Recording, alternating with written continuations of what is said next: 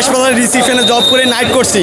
Night করার পরে নিচে নামছি, নিচ থেকে আটক করছে।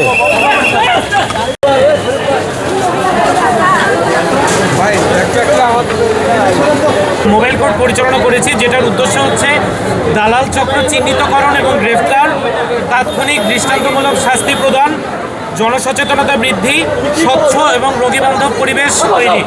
আমাদের র্যাব 2-এর অধিনায়ক মহোদয়ের বিশেষ নির্দেশনায় এবং র্যাব সদর দপ্তরের নির্দেশনাক্রমে আমরা এই মোবাইল কোর্টটি পরিচালনা করেছি। আমরা সকল জনগণকে আহ্বান জানাবো যে আপনারা দালাল চক্রের প্রলোভনে পা না দিয়ে সরাসরি হাসপাতাল প্রশাসনের মাধ্যমে আপনাদের সেবাটা নিশ্চিত করবেন। এখানে আমরা আজকে সর্বমোট 11 জনকে চিহ্নিতকরণ করেছি। এ ব্যাপারে আমাদের পরবর্তী কার্যক্রমটা চলমান রয়েছে, যেটা পর্যায়ক্রমে আমাদের বিজ্ঞ ম্যাজিস্ট্রেট মহোদয় এবং আমাদের হসপিটালের যে ভারপ্রাপ্ত পরিচালক আছে ওনারা আপনাদেরকে ব্রিফ করবেন। আমাদের আইন শৃঙ্খলা রক্ষার পাশাপাশি আমরা যে দালাল চক্র বিরুদ্ধে অভিযান চালাই তারই অংশ হিসেবে আজকে আমরা এই অঞ্চলে এসেছি। আমরা এটা আমাদের র্যাবের চলমান একটা প্রক্রিয়া। আমাদের প্রতিনিয়ত আইন শৃঙ্খলা রক্ষার পাশাপাশি আমরা মোবাইল কোর্ট পরিচালনা করি, তারই অংশ হিসেবে আমরা এই এলাকায় এসেছি। এখানে দালাল চক্রের দীর্ঘদিনের অভিযান আমরা এর আগেও আমরা করেছি।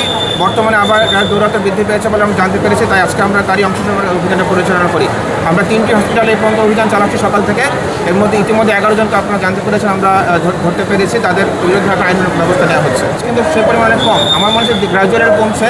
আর যেহেতু সরকারি হাসপাতালে অনেক বেশি সংখ্যক সেবা গ্রহীতা আসছে এবং সেবাগ্রহীতার সংখ্যা বেশি, এবং সরকারি হাসপাতাল যারা আসে নিম্ন শ্রেণীর বিভিন্ন গ্রামাঞ্চল থেকে আসে, তারা এখানকার সম্পর্কে জানে না, কোন ডাক্তারের কাছে যাবে, কার কাছে সেই সম্পর্কে তারা জানতে পারে না। ফলে এই সুবিধার এই ইয়েটাই তারা দালাল চক্র ব্যবহার করছে।